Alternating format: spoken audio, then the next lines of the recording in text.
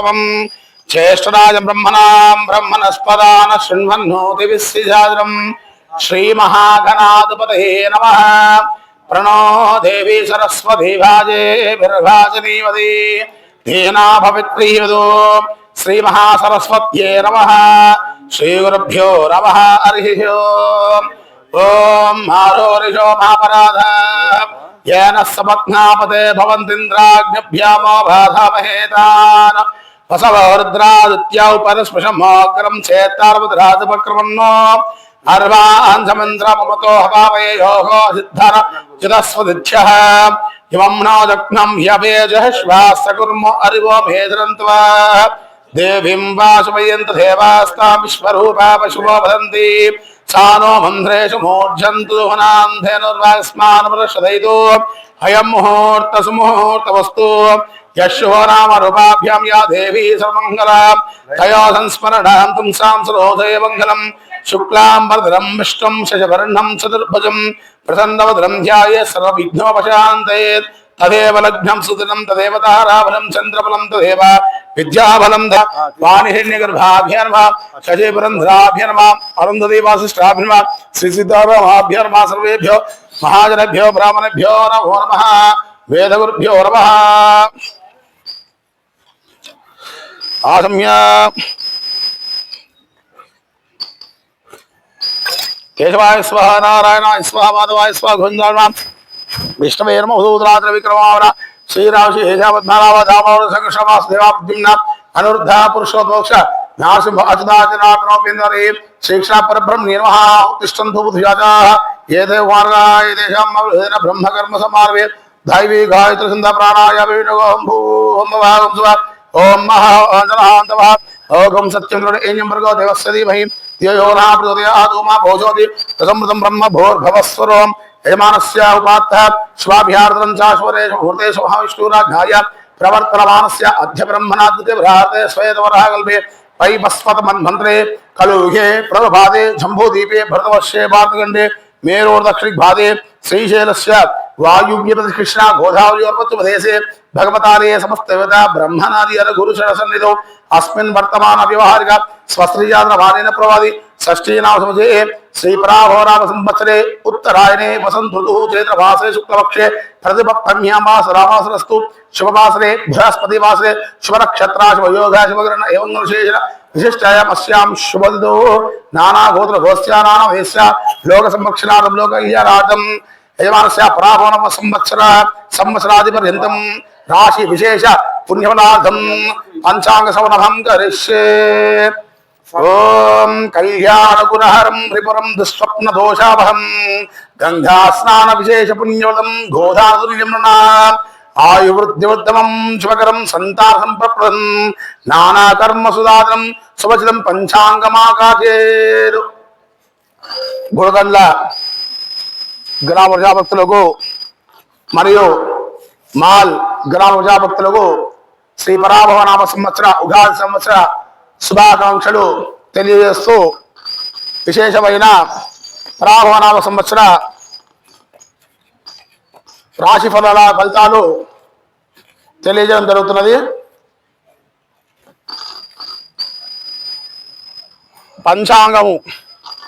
పంచాంగం అంటే తిథి వారము నక్షత్రము యోగము కరణము ఈ 5 అంశాలని కూడుకొని పంచాంగం అంటాము। ఇది మనకు సంవత్సర పర్యంతము నిత్య గోచారము సూచిస్తుంది। ఈ యొక్క పంచాంగ పరాభవనామ సంవత్సర పంచాంగ శ్రవణ భాగంలో మొదటగా మనకు ఈ సంవత్సరము రాజాది నవనాయకుల నిర్ణయ ఫలితము ఈ విధంగా ఉంటుంది। ఈ సంవత్సరము మనకు బృహస్పతి గురువారం రోజున ఉగాది వచ్చింది కాబట్టి ఈ సంవత్సరానికి గురుడు అధిపతి అయినందువల్ల ప్రజల కర్మలు చక్కగా ఆచరిస్తారు, పాలకులు మంచి మార్గంలో పనిచేస్తారు, ప్రజలకు సుభిక్షము ఆరోగ్యము సుఖము మంచి పంటలు పండి రైతులు సుభిక్షంతో ఉంటారు। ఈసారి మనకు మంత్రి కుజుడు అయినాడు। కుజుడు మంత్రి అయినందువల్ల పట్టణమందు గ్రామాభివృద్ధి, అగ్ని ప్రమాదాలు, కోట్లాది రూపాయల నష్టము జరుగుతుంది. వర్షములు హెచ్చుగా ఉండి పంటలు ఈసారి పోయిన సంవత్సరం కంటే బియ్యం పోయిన సంవత్సరము అధికంగా లేదు. ఈసారి వరిధాన్యం అధికంగా పండుతుంది. ప్రజలు నీటి కొరకు ఇబ్బందులు ఎదుర్కొనే అవకాశం ఉంటుంది. తర్వాత సైన్యాధిపతి చంద్రుడు అయినాడు. చంద్రుడు సైన్యాధిపతి అయినందువల్ల అధిక వర్షములు మరియు ప్రతి వస్తువుకు ధరలు అధికము, ప్రజలలో ఆరోగ్యం బాగుంటుంది, పాడి పారిశ్రమ అభివృద్ధి, సుఖముగా జీవిస్తారు, అన్ని రకముల పంటలు ఉత్పత్తి పెరుగును. తర్వాత సస్యాధిపతి శుక్రుడు అయినందువల్ల మెట్ట పొలాలు, మాగాని పొలములు రెండును బాగా ఫలిస్తాయి. పొడి వర్ణ గల భూములు విశేషంగా పండుతాయి. వర్షములు సస్యశానుకూలంగా కృషి లేదా రైతులకు ఆనందం చెందుతారు. తర్వాత ధాన్యాధిపతి బుధుడు. ధాన్యాధిపతి బుధుడు అయినందువల్ల మధ్యమ పంటలు తక్కువ పండును, గాలివానలు అధికమవు చేత పంటలు పాడవును. పాలకులు భయభ్రాంతులతో సంఘటనలు అనేకము జరుగును, మంత్రులకు ప్రాణగండము. తర్వాత ఆర్ఘ్యాధిపతి చంద్రుడు అయినందువల్ల అన్ని రకముల పంటలు బాగా పండును, ధరలు ఆగవచ్చుడేజ రైతులు అభివృద్ధి పదంలో ఉంటారు. ధాన్యము ధరలు విపరీతంగా పెరుగుతాయి. పత్తి, నూల వస్త్రములు ధరలు పెరుగుతాయి. తర్వాత మేఘాధిపతి చంద్రుడు. మేఘాధిపతి చంద్రుడు అయినందువల్ల పాడి పారిశ్రమ అభివృద్ధిలో పదంలో ఉంటాయి. పాలు ధరలు పెరుగును, అన్ని రకముల ధాన్యాలు ఫలిస్తాయి. నూతన జాతి గోవులు సృష్టించరు. తెలుపు పంటలు బాగా పడుతాయి. వస్త్రాల ధరలు బాగా పెరుగుతాయి. తర్వాత తెలుపు పంటలు అంటే మనకు జొన్నలు కానీ, పత్తి, పూలు, కుసుమలు అలాంటి తెల్ల పంటలు. తర్వాత రసాధిపతి రవి సూర్యుడైనందువల్ల నువ్వులు, నూనె, బెల్లము, ఉప్పు మొదలగు రసజాతులు ధరలు తగ్గుతాయి. రసాయన పదార్థాలు దుర్లభము. నెయ్యి ధరలు పెరుగుతాయి. జనులు సుఖంగా ఉంటారు. కొన్ని చోట్ల రాజకీయ సంక్షోభం కలుగుతుంది. తర్వాత నీరసాధిపతి గురుడు అయినందువల్ల రత్నములు, బంగారము, ధాన్యము, ప్రత్తి, తోలు, పువ్వులు, మంచి గంధము, కస్తూరి మొదలగు వాటికి ధరలు పెరుగుతాయి. అన్ని వర్గముల వారు సుఖంగా ఉంటారు. ఈసారి పంటల పశుపాలక నిర్ణయము పశుపాలకుడు శ్రీకృష్ణుడు. శ్రీకృష్ణుడు పశుపాలకుడు అయినందువల్ల వృద్ధి, సుభిక్షము, పంటలు బాగా ఫలించడం చేత ధనధాన్య ధరలు తగ్గును. పశువులకు గడ్డి, నీరు సమృద్ధిగా లభిస్తాయి. ప్రజలకు పాడి పంటల అభివృద్ధి, ధనధాన్య సంపదలు కలుగుతాయి. తర్వాత గోష్ఠ ప్రాపకుడు శ్రీకృష్ణుడు అయినందువల్ల గోజాతి చక్కగా పాలసొంగును, పాడి పంటలు సమృద్ధిగా ఉంటును, సమస్త ప్రాణి కోటియు రోగవర్ణితులై సుఖంగా ఉంటారు. తర్వాత బహిష్కరణకర్తి శ్రీకృష్ణుడు అయినందువల్ల పశువులు తొడివృద్ధిలో వర్ధిల్లుతాయి. ధరలు పశువుల యొక్క ధరలు తగ్గుతాయి. మంచి పంటలు లభిస్తాయి. సుభిక్షముగా, క్షేమంగా, ఆరోగ్యముతో పశువులు జీవిస్తాయి. అధిక మాసము.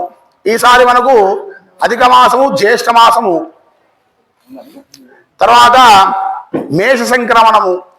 ఈసారి పరావనవ సంవత్సర చైత్ర బహుళ ద్వాదశి మంగళవారము 14 ఏప్రిల్ 2027 ఉదయం 11:46 రవి మేష సంక్రమణ ప్రవేశంలో లోకమున అగ్నిభయములు, దుర్మార్గులు, ప్రజల కలహములు సంభవిస్తాయి. ధాన్యాదులకు ధరలు పెరుగుతాయి. రాజులు, ప్రజలు నానావిధ సంతోషంతో గర్భిలుతారు. ప్రజలలో చోర అగ్నిభయలు చాలా పెరుగుతాయి. ఈసారి మనకు గ్రహణ నిర్ణయము. ఈ సంవత్సరము గ్రహణ నిర్ణయము మనకు ఈ సంవత్సరం అంతా కూడా ఎక్కడ కూడా గ్రహణం లేవు. మొన్న వచ్చిన గ్రహణం తప్పితే ఇకపై డిసెంబర్ 31 వరకు మనకు ఎటువంటి గ్రహణాలు లేవు. వచ్చినా మనకు కనిపించదు కాబట్టి మనము ఆశించిన నియమాలు లేవు. తర్వాత పుష్కర కాల నిర్ణయము, నదీ పుష్కర కాల నిర్ణయము. ఈ సంవత్సరము అధిక జ్యేష్ఠ బహుళ పాడ్యమి సోమవారము 1/6/2026 రాత్రి 1:08 గురువు కర్కాటక రాశిలో ప్రవేశం కావునందున పుష్కర స్నానారంభము 2/6/2026 మంగళవారం అరుణోదయ వేళ స్థాత త్రికోటి యమునా నది పుష్కరాలు జరుగుతాయి ఈ సంవత్సరము. తర్వాత మూడ నిర్ణయము గురుమూఢమి. ఈ సంవత్సరము నిజ జ్యేష్ఠ, ఈసారి మనకు అధిక జ్యేష్ఠము నిజ జ్యేష్ఠము వచ్చినాయి కాబట్టి నిజేష్ట బహుళ అమావాస్య మంగళవారము తేదీ 14/7/2026 నుండి శ్రావణ మాస శుద్ధ పాఠమి గురువారం అనగా 13/8/2026 వరకు మనకు గురుమూఢమిగా నిర్ణయించబడతాయి. ఆ గురుమూఢమి కాలంలో ఎటువంటి శుభకార్యాలు పనికిరావు. పెళ్లిళ్ళు, గృహ ప్రవేశాలు, తర్వాత శంకుస్థాపనలు పనికిరావు. తర్వాత శుక్రమౌఢమి. ఈ యొక్క ఆశ్వయుజ శుద్ధ అష్టమి సోమవారము 19/10 అక్టోబర్ 2026 నుండి ఆశ్వయుజ బహుళ చవితి గురువారము 29 అక్టోబర్ 2026 శుక్రమౌఢమి. ఈ యొక్క గురు శుక్రమౌఢమిలో ఎటువంటి శుభకార్యాలు మనము చేయలేము, పనికిరావు. తర్వాత కర్తరి నిర్ణయము. ఈ సంవత్సరము వైశాఖ బహుళ తదియ సోమవారము 4వ తారీఖు 5వ నెల 2026 నుండి అధిక జ్యేష్ఠ శుద్ధ త్రయోదశి 29/5/2026 వరకు వాస్తు డొల్ల కర్తరి. ఈ యొక్క వాస్తు డొల్ల కర్తలో మనకు భూములు తవ్వుట, శంకుస్థాపనలు, శ్రీమంతాలు ఇలాంటివి చిన్న చిన్నవి పనికిరావు. తర్వాత వైశాఖ బహుళ నవమి సోమవారము తేదీ 11వ తారీఖు 5వ నెల 2026 నుండి అధిక జ్యేష్ఠ శుద్ధ నవమి తేదీ 25/5/2026 అగ్ని నిజకర్తి. ఈ యొక్క నిజకర్తలో మనకు బియ్యాలు పోసుకోవచ్చు, బావులు తవ్వుకోవచ్చును. వాస్తుకర్తలో బియ్యాలు పోసుకోవడం మనకి రాదు, బావులు తవ్వడం మనకి రాదు. నిజకర్తలో బియ్యాలు పోసుకోవచ్చు, బావులు తవ్వుకోవచ్చు. తర్వాత ఈసారి మకర సంక్రాంతి నిర్ణయ ఫలము. పరాలోనామ సంవత్సర పుష్య శుద్ధ సప్తమి గురువారము అనగా 14వ తారీఖు 1వ నెల 2027 రాత్రి 3:32 ఉత్తరాష నక్షత్ర ద్వితీయ చరణవలసే రవి మకర రాశిలో ప్రవేశములకు తిథి సప్తమి రేవతి నక్షత్రంలో సూర్యుడు వృశ్చిక లగ్నంలో మకర రాశిలో ప్రవేశిస్తున్నాడు. ఈసారి మకర సంక్రాంతి యొక్క ముఖము త్రిశీలము, ద్విముఖము, చతుర్భక్త త్రినేత్రకము, అష్టకర్ణ, రక్త దంత దీర్ఘనాశికము, అష్టబాహు ద్విపాదము, కృష్ణవర్ణము. మనకు ఈసారి సంక్రాంతి పురుషులు ఈ విధంగా దర్శనమిస్తాడు. తర్వాత మనకు నిత్యగోచరము తెలియజేసేటువంటి రాశి ఫలితాల విషయానికి వస్తే మొదటగా మేషరాశి.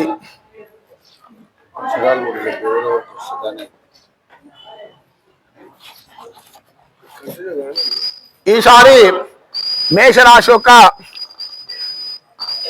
పాదాలు అశ్విని, భరణి, కృత్తిక 1వ పాదము మేషరాశికి వస్తుంది. చూ, చే, చోళ, లాలి, లూలే, ఆ అనే అక్షరాలు మేషరాశికి వర్తిస్తాయి. ఈ సంవత్సరము మేషరాశి యొక్క ఆదాయము 11, ఖర్చు 5, గౌరవం 2, అగౌరవం 4గా నిర్ణయించబడినది. తర్వాత వృషభ రాశి. వృషభ రాశి ఈ, ఊ, ఏ, ఓ, మా, బి, బు, వే, బో. కృత్తిక 3 పాదాలు, రోహిణి 4 పాదాలు, మృషిర 2 పాదాలు వృషభ రాశి కూలోకి వస్తాయి. ఈసారి వృషభ రాశి యొక్క స్కంధాదాయాలు 5 ఆదాయము, 14 ఖర్చు, 5 గౌరవము, 4 అగౌరవము. తర్వాత మిథున రాశి కా, కీ, కు, కం, గచ్చ, కే, కోహ. మృషిర 2 పాదాలు, ఆరుద్ర 4 పాదాలు, పునరస్సు 3 పాదాలు మిథున రాశిలోకి వస్తాయి. ఈసారి మిథున రాశి యొక్క స్కందాదాయాలు 8 ఆదాయము, 11 ఖర్చు. ఒకటి గౌరవము 7 అగౌరవముగా నిర్ణయించబడినది. తర్వాత కర్కాటక రాశి హీ హూ హే హూ డా డి డు డే డో. పునస్సు 4వ పాదము, పుష్యమి 4 పాదాలు, ఆశ్లేష 4 పాదాలు కర్కాటక రాశికి వస్తాయి. ఈసారి కర్కాటక రాశి యొక్క స్కందాదాయాలు 2 ఆదాయము 11 ఖర్చుగా, తర్వాత 4 గౌరవము 7 అగౌరవంగా నిర్ణయించబడినది. తర్వాత సింహరాశి మా మీ మూ మే మో టా టీ టూ టే. మకా నక్షత్రము 4 పాదాలు, పుబ్బా నక్షత్రం 4 పాదాలు, ఉత్తరా నక్షత్రం 1వ పాదము సింహరాశిలోకి వస్తాయి.